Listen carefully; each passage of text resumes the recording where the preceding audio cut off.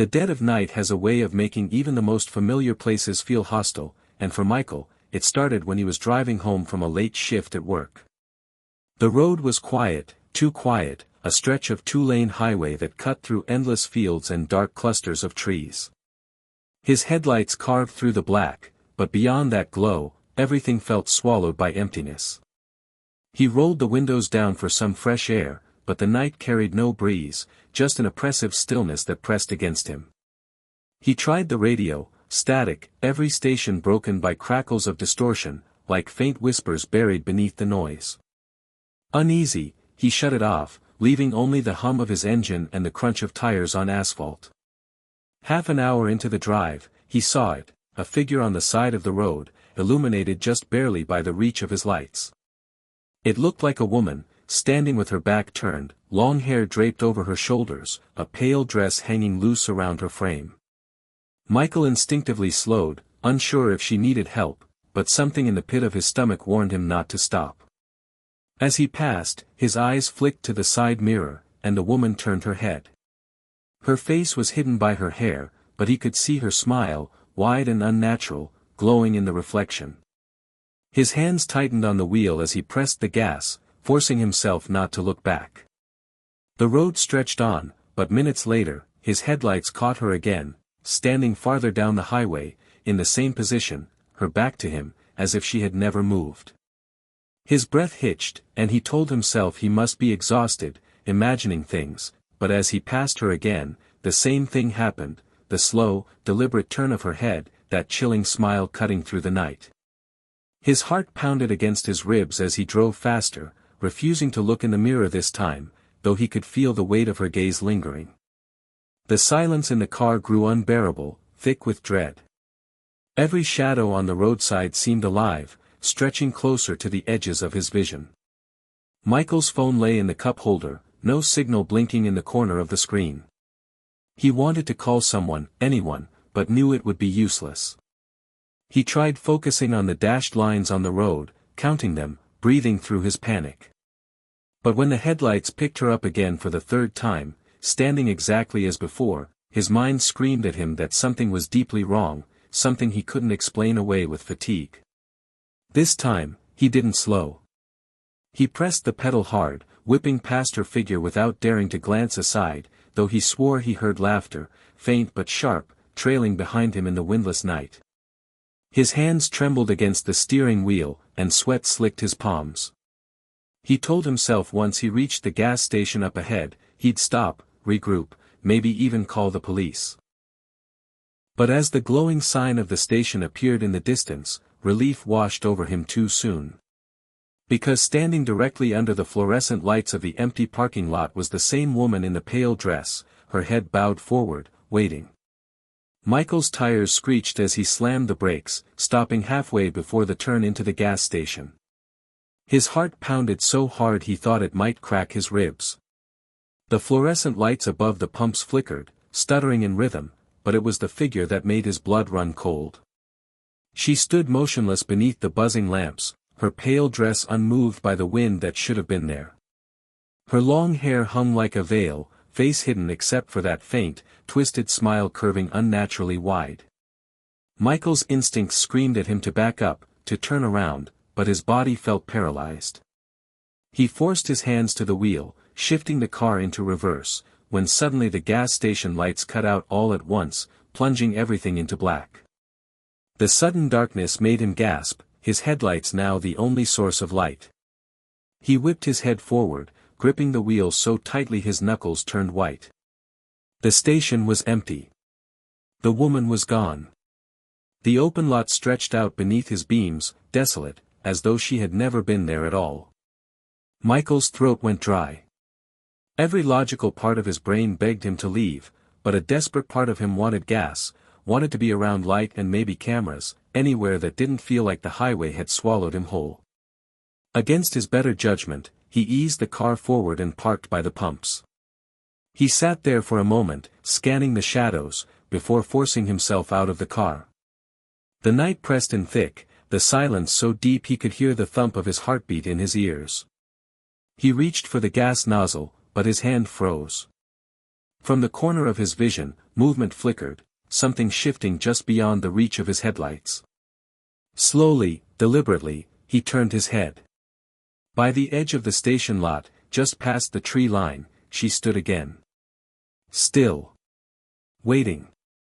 His breath caught, and the gas nozzle slipped from his grip, clattering loudly against the concrete. The sound echoed unnaturally long, bouncing back at him like laughter. Michael backed toward the driver's seat, fumbling for the handle, when a loud click rang through the night. He froze. It was the sound of the station lights surging back to life, flooding the pumps and lot with blinding white. He blinked against it, his chest tightening, his instincts coiling like a spring. He turned his head toward the trees, expecting her to still be there, but the space was empty. He scanned frantically, every shadow stretching and twitching in the artificial light. Nothing. But the sense of being watched, of being hunted, lingered thick in the air. Forcing himself inside the car, Michael locked the doors and gripped the wheel. He told himself he just needed to drive. Just keep moving until he hit a town, or at least another car. Anything. He turned the key, the engine roared to life, and he pulled onto the road again, swallowing hard as the gas station shrank in the mirror. The radio hissed back on without him touching it, static surging through the speakers, faint voices tangled in the white noise. He reached to shut it off, but froze when he realized one voice rose above the others, clear, sharp, and whispering his name. Michael.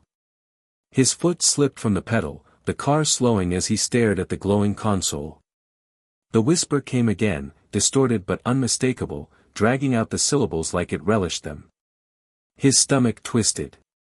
He slammed the button to turn the radio off, but the static didn't stop.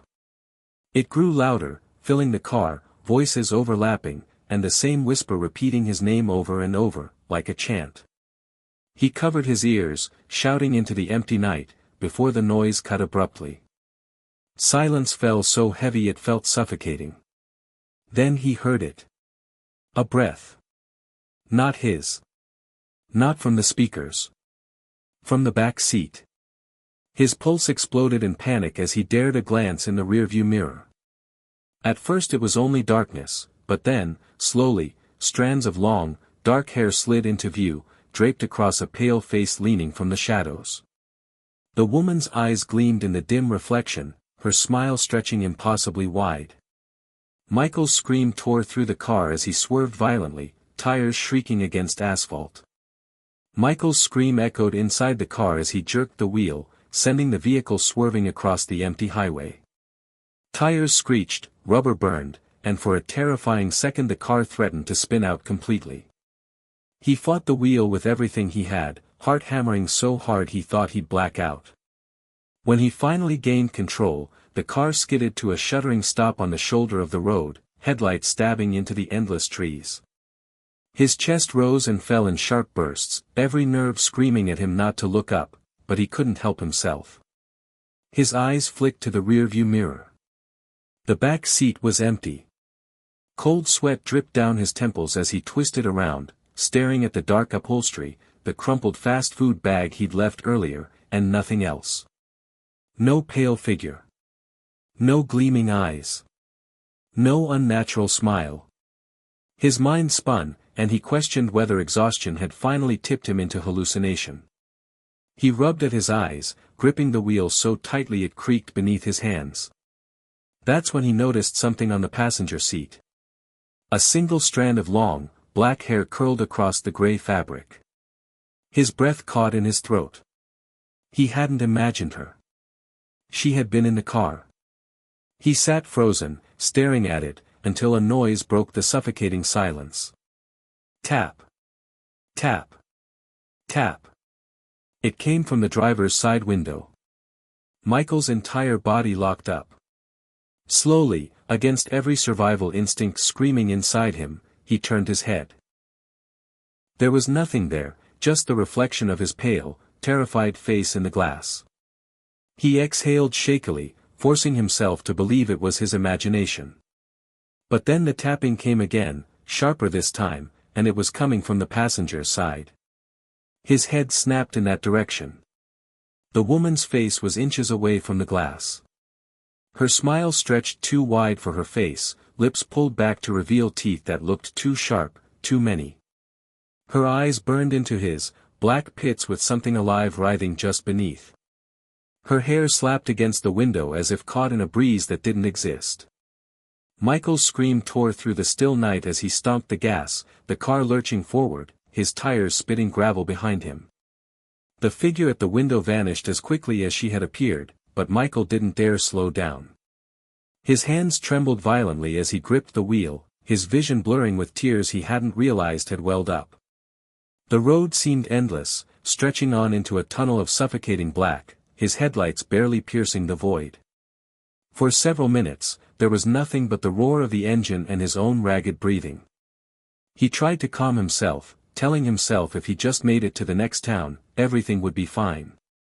There had to be a diner, a motel, a police station, anything with people, with lights, with normalcy. He clung to the idea like a lifeline. Then he saw the sign. Glowing in the distance, flickering with weak neon, was a roadside motel. Relief surged through him, almost making him sob. He turned into the lot, gravel crunching under his tires, the building stretching across the darkness with a handful of dimly lit rooms. One of the lights above the office buzzed faintly, moths circling its glow. Michael parked and practically stumbled from the car, legs weak beneath him. The office was empty. A bell sat on the counter, and he slammed his palm against it again and again until a man finally emerged from the back room, rubbing his eyes. Michael stammered out his request for a room, desperate just to lock himself inside four walls, anywhere she couldn't reach him. The clerk gave him a strange look, probably noticing his sweat-soaked shirt and wild eyes, but handed him a key anyway. Room 6. Michael bolted for the room, shoved the door shut behind him, and locked it. He pressed his back against the door, breathing hard, trying to convince himself he was safe. The room was small, just a bed, a dresser, a single lamp casting a weak yellow glow, but to Michael it felt like a sanctuary. He collapsed onto the mattress, shaking, running his hands over his face. For the first time that night, silence felt like comfort instead of threat. He closed his eyes, telling himself it was over, that he'd just sleep until morning. The police, the daylight, someone would help him figure out what was happening. He tried to slow his breathing, tried to let the weight of exhaustion pull him under. But then, from the corner of the room, he heard it. The soft sound of fabric dragging against the floor. Michael's eyes shot open. His head whipped toward the noise, dread exploding in his chest. And there, half hidden in the shadowed corner, he saw her pale dress spilling across the carpet, her body crouched low, head tilted at a sickening angle, her smile glowing in the dim lamplight. She had found him. Michael froze on the bed, every muscle in his body straining as if even breathing too loud would draw her closer. The air in the motel room was heavy, thick with the scent of mildew and dust, but beneath it, something else lingered, something sour, like rotting flowers. His pulse hammered in his throat as he stared into the corner where she crouched, pale dress spilling outward, hair masking her face. She hadn't moved. Not yet. For a long, terrible moment, the room was silent except for the faint hum of the lamp. Then she twitched. Just a small, jerky movement of her head tilting upward, enough for him to see the edges of that grotesque smile peeking through her curtain of hair. Michael's chest seized. He scrambled backward, fumbling for the nightstand, yanking the lamp free of its cord. The room plunged into darkness, and his panicked gasp tore through it. He couldn't see her anymore. His fingers shook as he fumbled for his phone, the screen lighting up the room in a faint glow. The battery icon read 3%, no signal. His throat tightened as he tried to dial 911 anyway, desperate, his thumb slamming the screen. The call failed. The phone buzzed in his hand with static noise instead, and then, faintly, a distorted whisper slithered through the speaker. Michael.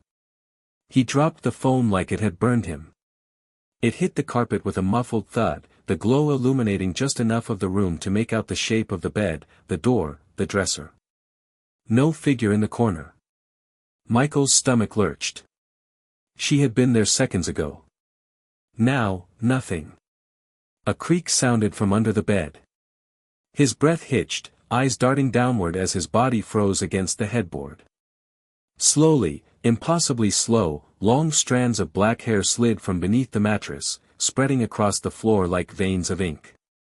Then came the scratching, nails dragging against the wooden frame, deliberate and steady. Michael's chest tightened until it hurt. He couldn't stay here. He had to get out. Summoning every ounce of willpower, he lunged off the bed, hitting the floor hard, and scrambled for the door. His trembling hands ripped the lock open and yanked it wide, only to stumble backward in horror. She stood in the doorway, blocking his escape, her face fully visible now in the glow of the buzzing motel sign outside.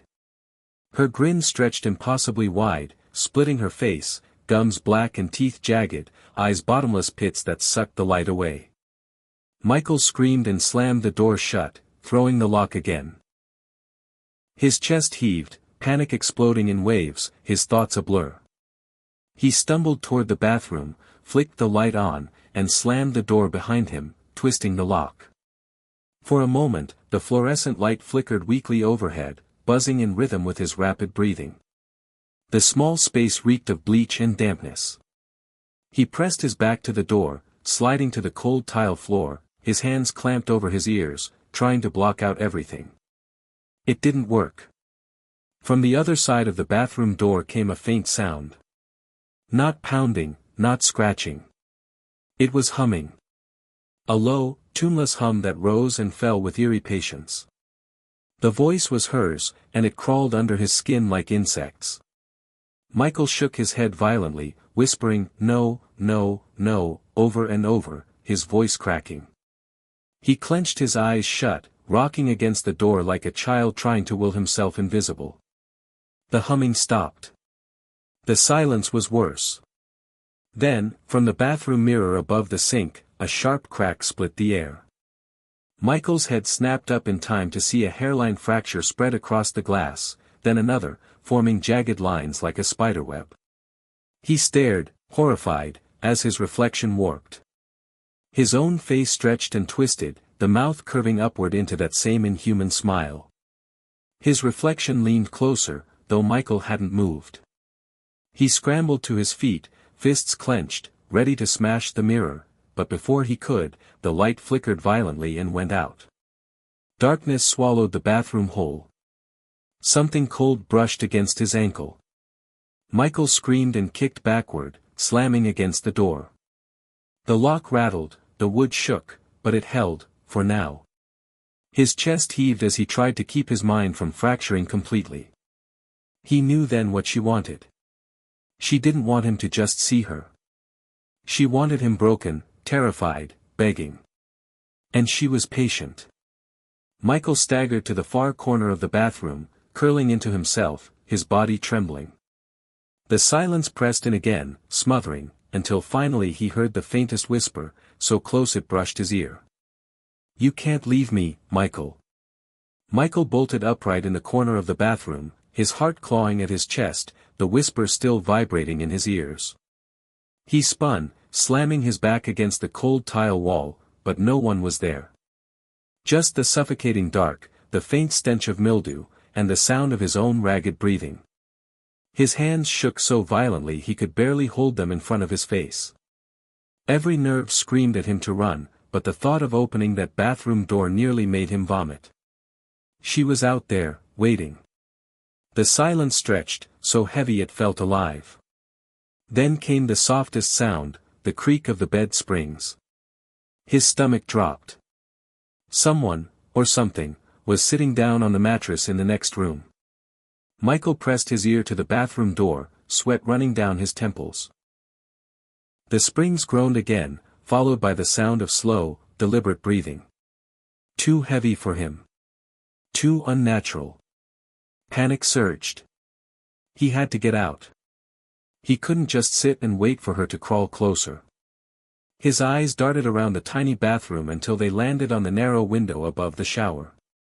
It was small, maybe too small, but desperation erased hesitation. He grabbed the edge of the tub, climbed up, and shoved at the glass pane. It stuck. He slammed his palm against it, teeth clenched, shoving harder. Finally, with a screech of rusted metal, it popped open just enough. Cold night air rushed in. Michael scrambled, trying to squeeze his shoulders through, his ribs scraping against the frame. Pain shot across his side, but he ignored it, wriggling harder, praying he could fit. Then, just as he managed to push his chest halfway through, the humming started again. Right behind him. His blood froze. He twisted his neck, looking over his shoulder into the dark bathroom. At first, nothing. Then, slowly, strands of black hair spilled upward along the wall like smoke, crawling toward him. His breath hitched, and adrenaline exploded through him. With a scream, he shoved his body forward, ignoring the tearing pain as the frame cut into his skin. He fell out the other side, crashing onto the ground outside in a heap. Michael staggered to his feet, gasping, and sprinted into the night. The motel loomed behind him, every window dark, no sign of life. His legs pumped as he ran into the tree line, branches whipping against his arms, roots clawing at his shoes. He didn't care where he went, just away. Far away. The woods swallowed him, his breaths ragged, vision blurring with tears. He didn't dare stop until his legs gave out, sending him collapsing into the dirt. He lay there, chest heaving, ears straining for any sound that didn't belong. For a moment, there was nothing. Just silence.